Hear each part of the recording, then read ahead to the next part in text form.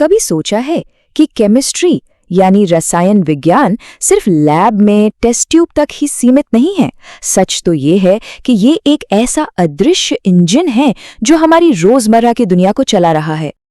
अच्छा, एक बात बताइए, रोटी पकाना, कार का क्रैश होना और सांस लेना, इन सब में क्या कॉमन है? सुनने में तो तीनों बिल्कुल अलग अलग चीजें लगती हैं, है ना?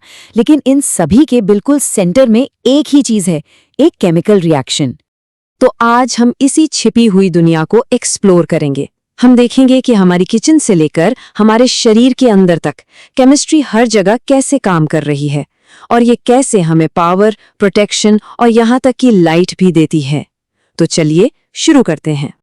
तो शुरुआत करते हैं इस आइडिया से कि केमिस्ट्री हर जगह है। ये बिल्कुल वैसा है जैसे हम एक अदृश्य पर्दा हटा रहे हों उस दुनिया को देखने के लिए जो हमेशा हमारे आसपास काम कर रही है। ठीक है, तो ये केमिकल रिएक्शन आखिर होता क्या है? बिल्कुल आसान शब्दों में कहें तो ये एक ऐसा प्रोसेस है जिसमें चीजों के एटम्स यानी परमाणु खुद को रीअरेंज करके कुछ नया बना लेते हैं। समझ लीजिए, पुरानी चीजों को मॉलिक्यूलर लेवल पर तोड़कर कुछ नया बनाना। तो पता कैसे चलता है कि कोई रिएक्शन हो रहा है? अक्सर इसके कुछ साफ साफ साइन होते हैं, जैसे गैस के बबल्स निकलना या रंग बदल जाना या फिर कोई सॉलिड चीज बन जाना जिसे हम प्रेसिपिटेट कहते हैं। इसका सबसे आसान एग्जाम्पल है जब दूध फट जाता है और पनीर बन जाता है। ये सब साइन हमें बताते हैं कि सरफेस के नीचे कुछ इंटरेस्टिंग चल रहा है। चलिए अब एक ऐसी जगह चलते हैं जहां हम सब रोज रोज अनजाने में केमिस्ट बन जाते हैं, हमारी अपनी किचन। ये एक ऐसी मजेदार और जानी पहचानी जगह है जहां असल में काफी कॉम्प्लेक्स केमिस्ट्री चलती रहती है। ब्रेड बनाने की साइंस को ही ले लीजिए। जब हम आटा और पानी मिलाते हैं तो आटे के अंदर का प्रोटीन, जिसे ग्लूटेन कहते हैं, एक्टिव हो जाता है। आटा गूंथने से ये ग्लूटेन का नेटवर्क और मजबूत होता है। फिर यीस्ट यानी खमीर चीनी को खाकर कार्बन डाइऑक्साइड गैस छोड़ता है और इसी से आटा फूलता है। और आखिर में जब हम इसे ओवन में रखते हैं तब असली जादू होता है। और इस जादू के पीछे है एक खास केमिकल रिएक्शन। इस जादू को कहते हैं मेयार्ड रिएक्शन। ये बेसिकली अमीनो एसिड्स और शुगर्स के बीच हाई टेम्परेचर पर होने वाला एक रिएक्शन है। यही वो चीज है जो पकी हुई चीजों को उनका वो सुनहरा भूरा रंग देती है, वो कॉम्प्लेक्स सा टेस्ट देती है और वो कमाल की खुशबू देती है। और ये सिर्फ ब्रेड तक ही लिमिटेड नहीं है। सोचिए जरा, ब्रेड टोस्ट करना, स्टेक को सियर करना, सब्जियों को रोस्ट करना या फिर कॉफी बीन्स को भुनना, इन सब के पीछे इसी मेयार्ड रिएक्शन का ही हाथ है। सच में यह है डिलिशियस केमिस्ट्री इन एक्शन। आप किचन से थोड़ा बाहर निकलते हैं। चलिए उन बेसिक बायोलॉजिकल रिएक्शंस पर फोकस करते हैं जो इस प्लैनेट पर पूरी लाइफ को एनर्जी देते हैं। तो यहाँ ना लाइफ का एक खूबसूरत साइकिल दिखता है।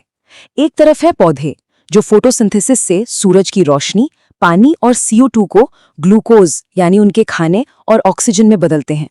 और दूसरी तरफ है हम, जो उसी ग्लूकोज और ऑक्सीजन को यूज करके अपने लिए एनर्जी बनाते हैं और बदले में CO2 और पानी छोड़ते हैं। देखा, एक परफेक्ट पार्टनरशिप है। पौधे जो बनाते हैं हम उसे यूज करते हैं और हम जो छोड़ते हैं पौधे उसे यूज करते हैं। अब बात करते हैं कुछ ऐसे रिएक्शंस की जिन्हें खास मकसदों के लिए डिजाइन किया गया है, मतलब इंसानों ने बनाया है, जान बचाने से लेकर रोशनी पैदा करने तक के लिए। एक सवाल है, गाड़ी का एयरबैग कितनी तेजी से फूलता है? सोचने का टाइम मत लीजिए क्योंकि इसका जवाब हैरान कर देने वाला है। मिलीसेकंड्स के अंदर। हाँ, बिल्कुल सही सुना, पलक झपकने से भी बहुत ज्यादा तेज। ये एक अनबिलीवेबल स्पीड है और ये सिर्फ और सिर्फ केमिस्ट्री की वजह से पॉसिबल है। एक्चुअली होता ये है कि क्रैश के टाइम सोडियम अजाइड नाम का एक कंपाउंड फौरन टूट जाता है और ये रिएक्शन इतना तेज होता है कि पल भर में लगभग 70 लीटर नाइट्रोजन गैस पैदा कर देता है। यही गैस एयरबैग को फुलाती है और हमारी रक्षा करती है।